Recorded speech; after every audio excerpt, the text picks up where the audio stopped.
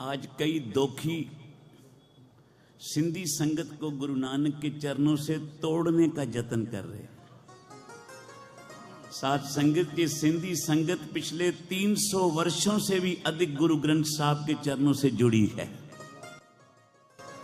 जैसे शरीर के साथ नाखून होते हैं ना, उंगली के साथ कभी अलग नहीं हो सकते, इसी तरह गुरु नानक की ये प्यारी सिंधी संगत कभी भी गुरु नानक से दूर नहीं हो सकती।